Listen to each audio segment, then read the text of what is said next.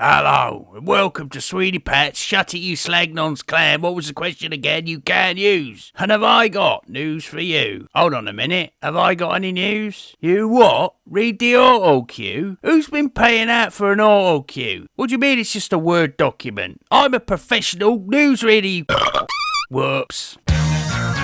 You slag!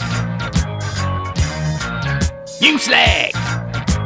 The clans at the Home Office, clans, I've already said that, has been accused of vastly understating the cost of managing asylum and illegal immigration. According to the Institute of Fiscal Studies, that's where I saw you, wasn't it? Officials repeatedly told Parliament it would cost an average of 110 million quid a year to cover UK's asylum, border, visa and passport operations. And the port and cheese on an oatcake. And in light of this fact, the Home Office spent an average of 2.6 billion a year. Clans. I think the typical financial estimations in this here 2024 need to be quantified on more than an abacus. I mean, Stevie Wonder could have done a better job on his clavier bass. Writings on the wall.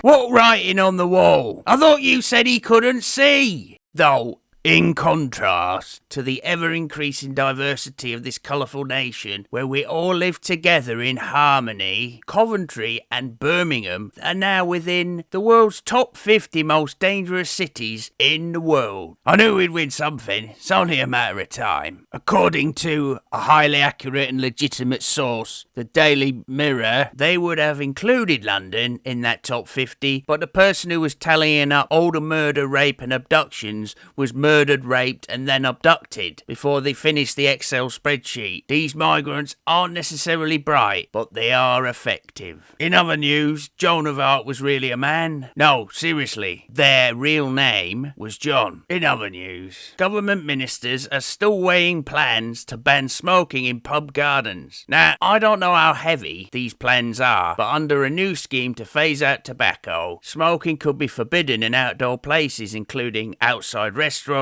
and hospitals and in sports grounds. It might be worth good old Sir Keir Rodders Starmer and his gov noting that aside from pubs a short hop, skip and jump away from being taken on by the National Trust as an historic landmark like that Stonehenge, if the good people of this blighted were to stop chuffing fags completely, that would lose the government a lung cancer stopping whopping £8.8 billion for the government clans. They're happy for you to buy the tobacco in abundance, but they won't allow you to smoke the fags, the slags. Moving right along, unless you're in a ULEZ zone. More positive news now. UK shop prices have fallen for the first time in almost 3 years. That could be 2 years and 11 months, but who am I to question the wording of the press? Yes, for the first time in almost a bunch of years, shop prices have fallen as retailers flogged to sell their super cheap stock after a super terrible summer of ultra poor sales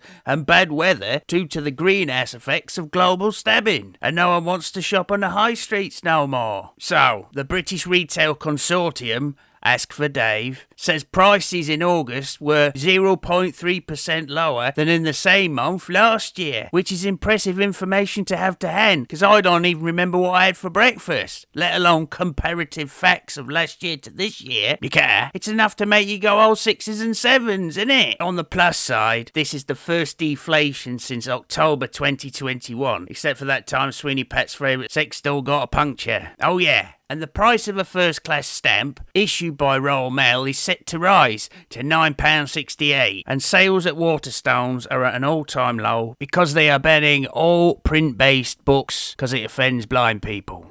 More now on the clanning at number 10 Downing. Yes, Downing Street has a new cat. Isn't that lovely? The Starmer family's new sex kitten, Sir Jimmy, joins their rescue cat, Jojo, head Strasser Masser, and Larry the Perv. The PM says installing a cat flap is proving tricky, as, quote, the only door out of the new flat is bomb-proof. That is, unless you happen to be able to throw him out of an open window. Terror! You slag! You slag!